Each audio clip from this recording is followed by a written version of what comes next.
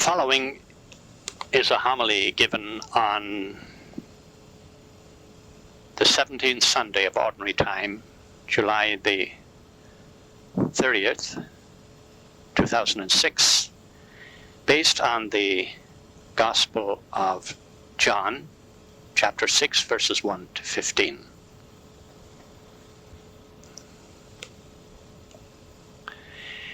Do you put great faith in your rational mind? I think most people do, and of course, we have to put faith in the rational mind. But in the Gospel of today's Mass, we have the well-known Gospel of the feeding of the 5,000 with the 5 barley loaves and the 2 fish. We're all acquainted with it, and we feel we know it well.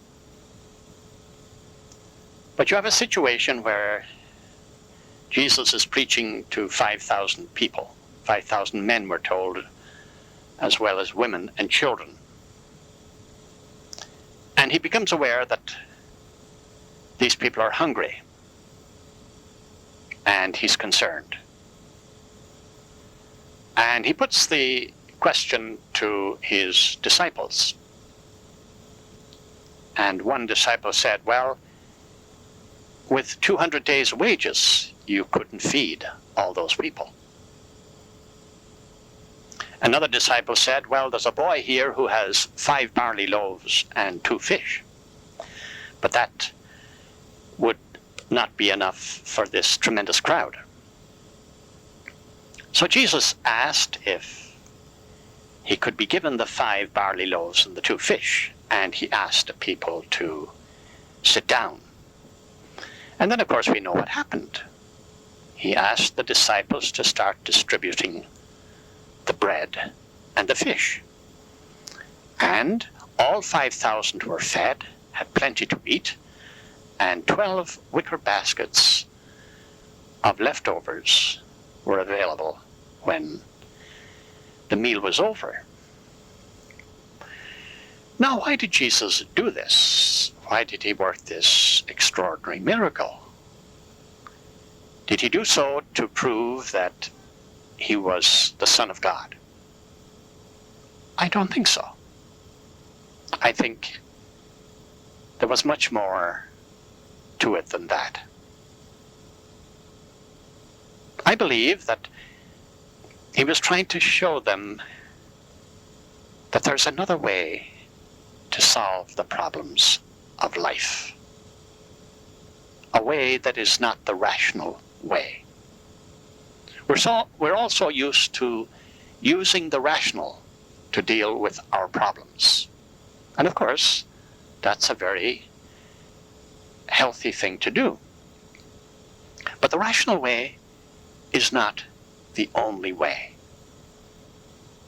Some weeks ago, I quoted Albert Einstein, who was probably the greatest intellect that ever lived on this earth. He was a brilliant scientist, but obviously was also a spiritual man.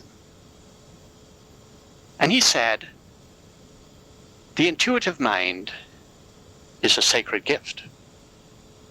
The rational mind is a faithful friend. And he said, we live in a world that honors the friend and has forgotten the gift. And I think that's what's being said in today's gospel. When Jesus asked his disciples what they should do about the problem of the 5,000 people being hungry, right away the disciples started using their rational minds. And they said, it's impossible. We can't feed 5,000 people. We don't have enough food. In other words, they were saying the rational way will not work. But then Jesus was saying, let's use what we have, the food that we have. See, Jesus was tapping into the intuitive way, the intuitive mind. He realized the rational way wouldn't work, but he was saying, there's another way, the intuitive way. So we know what happened. He asked them to distribute the food that they had, and 5,000 people were fed. Mother Teresa, I think, is a very good example of this. She was teaching in a Catholic school in India, and she felt she got a call from God to go and help the poor. She could see on the streets of India there were countless people who were dying of starvation, very, very poor, and she felt a call to go feed the poor. So she left her teaching position, and she had nothing. She didn't have the wherewithal to feed the poor. She had nothing. But she felt that she should honor the call. And she went about her task with nothing. And of course we know what happened. She became famous. She started feeding poor all over the world, taking care of them as they were sick and dying, and all with nothing. You see, she started trusting the intuitive mind. Mother Teresa was the one who said, we should give until it hurts. Now what she was talking about was, we all give to feed the poor. When we have collections here to feed the hungry, there's usually a big response. So we give to feed the poor. But most of us, we give within our rational thinking. We say, well, I have so much to give, and but I've got to be reasonable about how much I give. Mother Teresa would say, well, maybe you should risk a little more and not honor the rational way as much as you have. And you would discover miracles in your life. We're all aware of the wars in the world today. Now we've got the recent war in Lebanon, and we're concerned about it. It just seems that there's nothing but war. And it seems to be a very troubled world. But what comes to my mind is the world leaders. They get together to discuss the problems of the world and to try to solve the problems of the world, but they're using their rational minds. And all of them, they're all using the rational way to solve the problems. And of course, it doesn't really work. They can solve the problem for a time, but then the problem reappears. Now, what if those world leaders were to get together and say, listen, before we start our meeting, we spend an hour at prayer? I think there would be fantastic results. Because then they would be surrendering to the intuitive way, the way of prayer, the way of spirituality, God's way. And then they would move from that prayer to their meeting. And I think their whole approach to the meeting would change. And this is what Jesus is trying to say to us. So often it happens, people say, well, I'd love to pray more, but I'm so busy.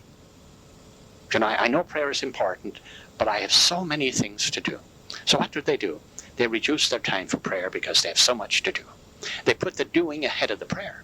And of course, it's all wrong. Saints will tell you if you have too much to do, you should double your prayer.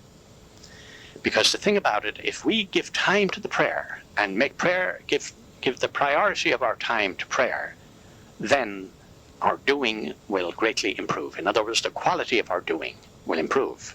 So we may actually spend less time doing, but the quality of our doing will be greatly improved.